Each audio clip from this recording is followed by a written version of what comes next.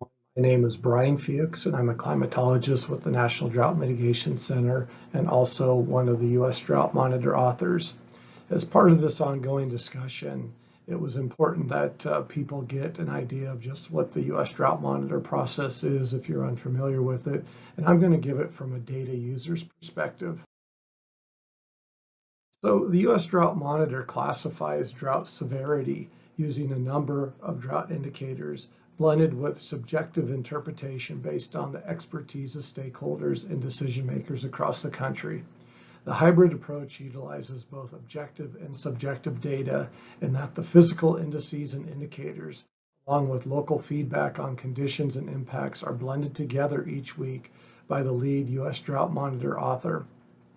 The benefit of a hybrid approach is that the best attributes identifying drought can be utilized for every piece of data together instead of hoping that a single index, like the Palmer Drought Severity Index as it has been used in the past, can capture drought appropriately everywhere.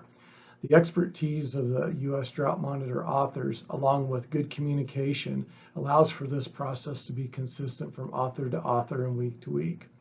And just to note that, indices like the Palmer Drought Severity Index and associated indices made from the Palmer are still utilized today as part of this process. In the drought world, we say that drought is identified by those that are impacted or the different types of impacts that are observed. For example, those in the agricultural sector will have a very different view of what drought is compared to those who deal with water supply or water delivery. The U.S. Drought Monitor tries to capture the various types of drought on a single map utilizing the S and L labels for short and long-term drought or a combination of short and long-term drought.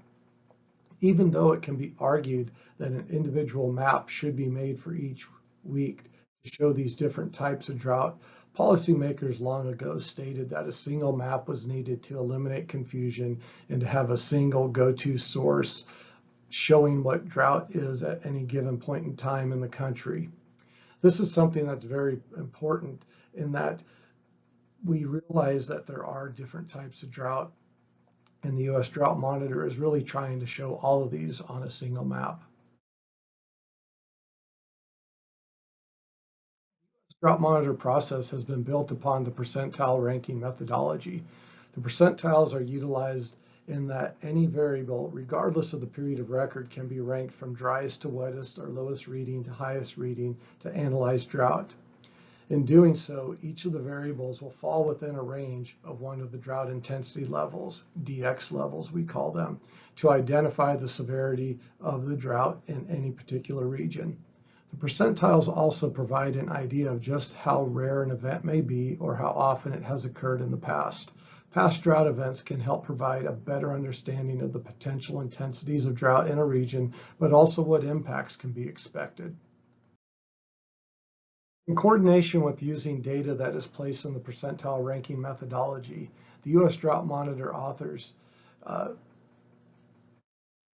turns to determining how to analyze all of these data.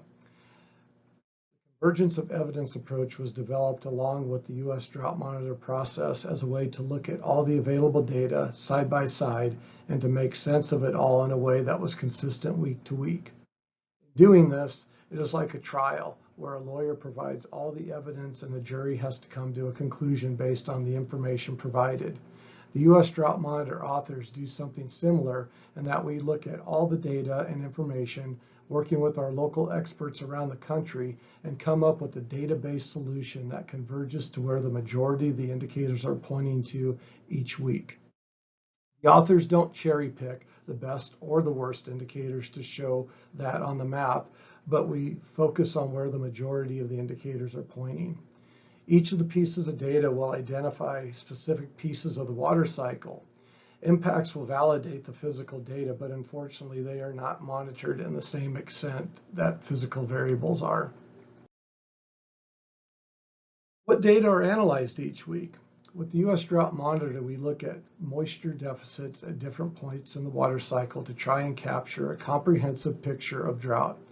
Because the U.S. Drought Monitor strives to show both short and long-term drought on one page, We look at measurements across different timescales, anywhere from what happened during a single storm in the past week and its effect, or in cases like in the Southwest over an entire year or even multiple years. One of the things that we really like to point out here is not every variable is measured on all these different timescales or at all different locations. Over the past decade or so, more and more high-resolution products and tools have been developed for use in the U.S. Drought Monitor process.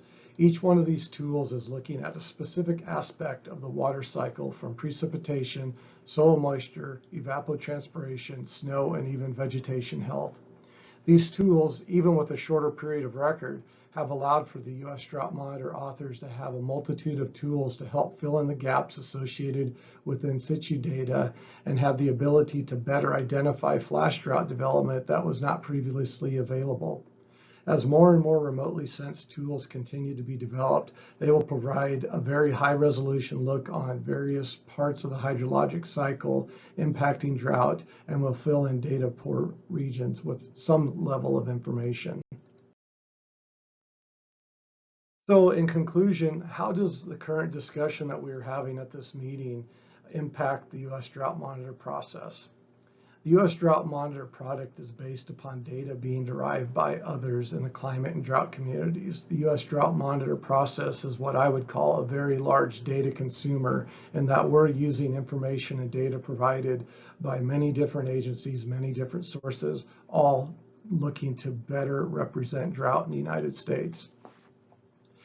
Products being utilized have periods of record lengths greater than 30 or 40 years, especially with the newest gridded and satellite products that we have started utilizing over the last decade.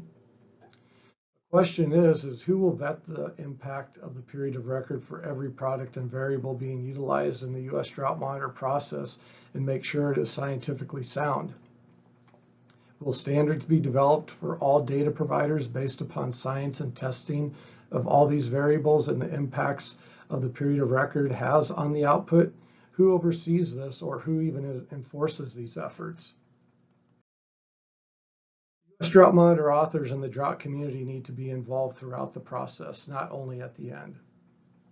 Focus should be shifted to the data going into the Drought Monitor and how it is being developed and scrutinized, instead of on the end product, as the map is only as good as the data going into it, and the goal of the U.S. Drought Monitor is to incorporate the best and most current data into this process.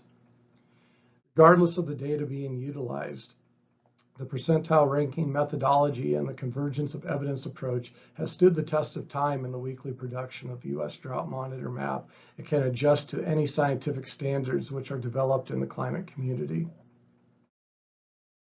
That, I'll end my presentation and leave it open for any questions that you may have. And again, my contact information is up here. And thank you.